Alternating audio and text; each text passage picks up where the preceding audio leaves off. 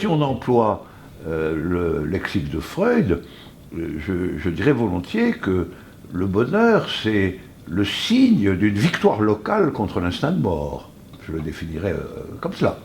Et l'instinct de mort, c'est-à-dire l'instinct de mort pris précisément comme le désir de concourir au négatif, enfin le désir d'être soi-même structuré véritablement par la servitude, l'obéissance, le conformisme, etc.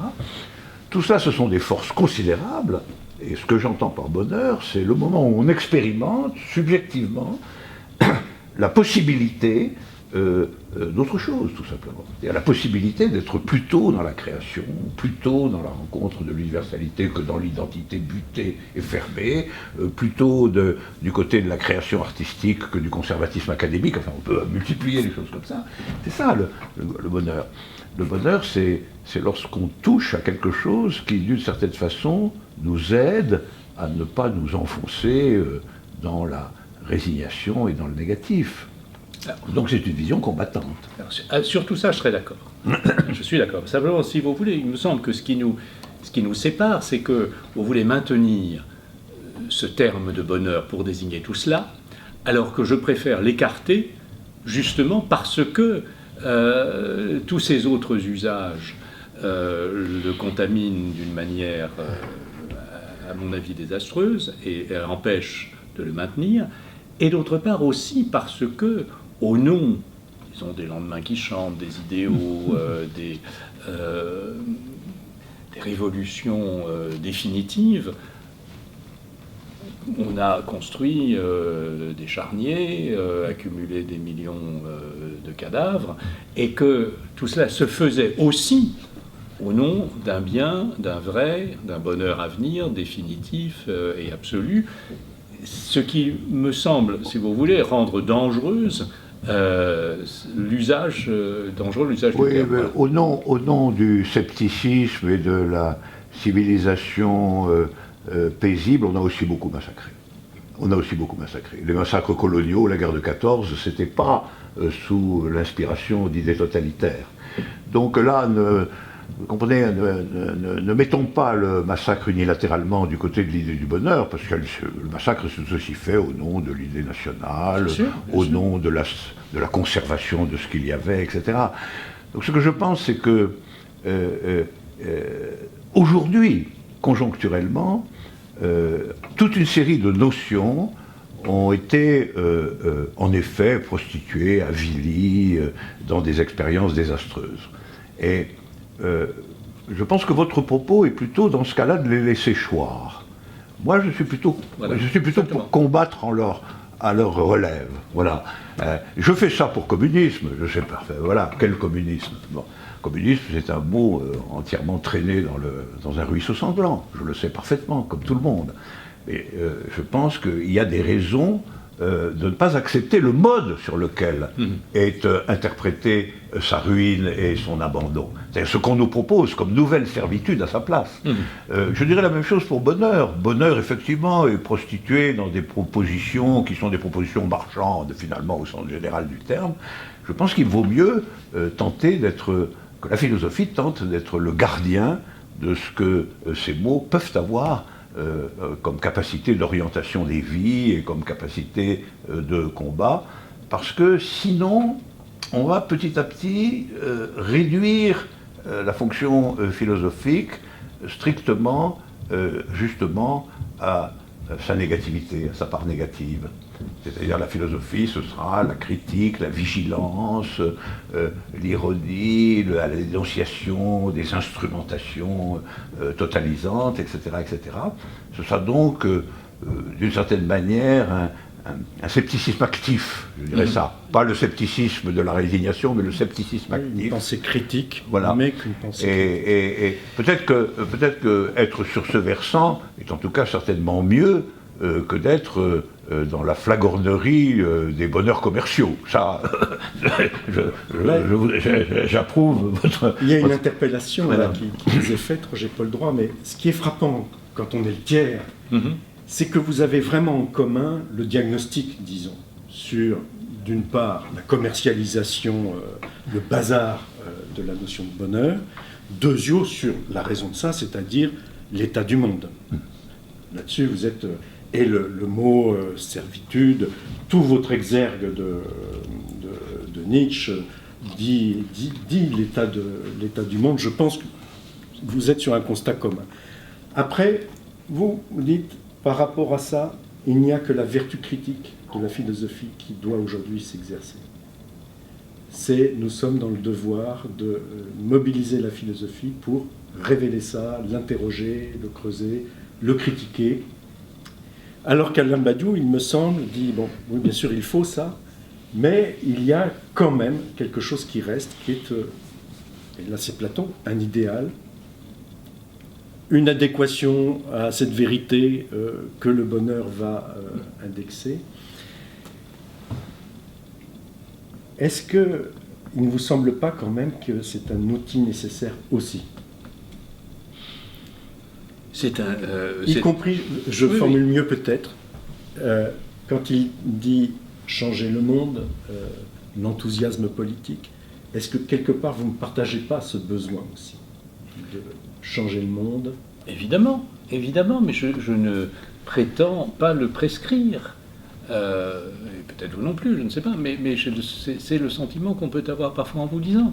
C'est-à-dire que l'idée d'une fonction critique, elle est très vaste. Enfin, je veux dire, c'est défaire les illusions, c'est défaire les faux semblants, c'est aiguiser les idées, c'est se débarrasser aussi même d'un certain nombre de, d'illusions intérieures à la philosophie, car il y en a aussi, et multiplier, je crois, moi, beaucoup plus à une pensée du multiple, à la nécessité d'ouvrir.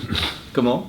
Non, je disais simplement, je donnais que si l'ontologie que je propose est précisément, si elle est quelque chose, c'est que c'est une ontologie du multiple. Et à la nécessité aussi d'ouvrir la philosophie, soit à d'autres types de corpus, je pense au sanskrit, je pense au chinois, à l'arabe, à l'hébreu. Il y a aussi cette dimension-là tout à fait importante dans notre époque.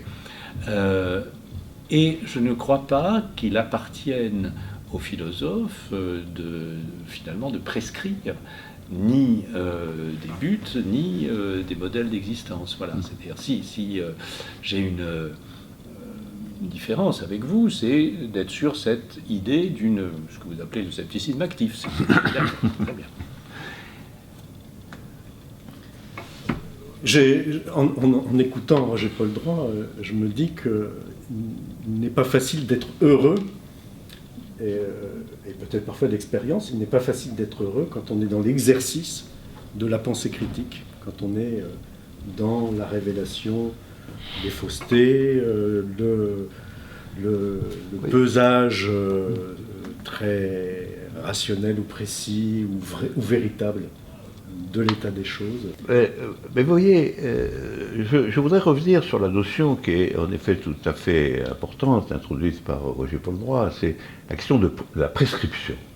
Est-ce que la philosophie est prescriptive ? Est-ce que c'est une discipline prescriptive ?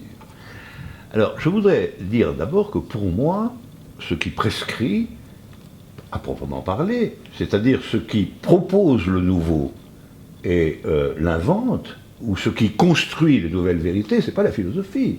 Je reviens à mon point de départ. Ce qui va prescrire les nouvelles formes acceptables dans le champ musical ou pictural, ce sont les peintres et les musiciens.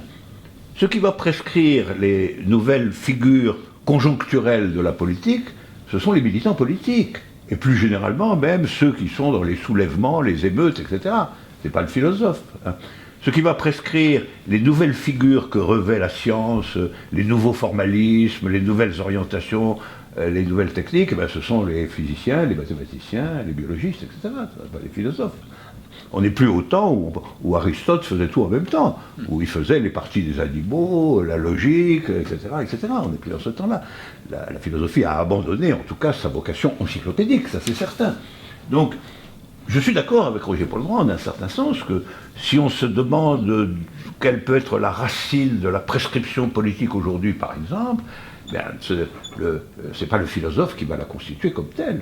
Ça va être des expérimentations localisées, des engagements particuliers, et le philosophe va simplement prendre en compte tout ça pour essayer de voir s'il existe en la matière des orientations générales qui ne sont pas prescriptives, qui sont en réalité les descriptions de vérité telles qu'elles émergent dans la situation mondiale. Au fond, la première tâche du philosophe, c'est d'être à l'affût des vérités neuves. C'est ça. Il est le chasseur et le gardien des vérités neuves. Et il l'a toujours été. Il l'a toujours été, parce que ce qui est déterminant chez Platon, c'est la méditation sur qu'est-ce que c'est exactement que la tragédie, qu'il en dise du bien ou du mal. Néanmoins, c'est ça. Et qu'est-ce que c'est que cette nouvelle théorie mathématique des irrationnels, etc. C'est de là que ça part. C'est pour ça que ça existe. Moi, je ne fais que être dans cette position-là, qui était aussi, après tout, celle de Kant. Kant aussi, il y a la mathématique, il y a la physique de Newton, il y a la Révolution française. Bon. Et ça, c'est les conditions de la philosophie, ce que j'appelle, moi, les conditions de la philosophie. Donc, en vérité, je dirais ceci, pour conclure sur ce point, les prescriptions inventives, les émergences de nouvelles vérités, etc., ce n'est pas la philosophie, c'est ce que j'appelle, moi, les procédures de vérité, c'est-à-dire, j'enregistre 4, mais ça on peut discuter, l'art, la science, l'amour et la politique, c'est dans la gamme de tout cela que ça se passe, et le philosophe, sous le nom de vérité ou de bonheur, cherche simplement à constituer le repérage et le discernement de tout cela, et propose de dire que être là-dedans, participer à cela, en avoir la connaissance et la jouissance, eh bien c'est mieux que pas. Voilà, c'est mieux que pas. Et ça, c'est pas une prescription, c'est une valorisation de ce qu'il y a. Ce n'est pas le philosophe qui l'invente. Si je dis que la vie, sous le signe des vérités naissantes, des vérités qui apparaissent, est la vie heureuse, je le dis parce qu'il y a ce processus réel des vérités heureuses.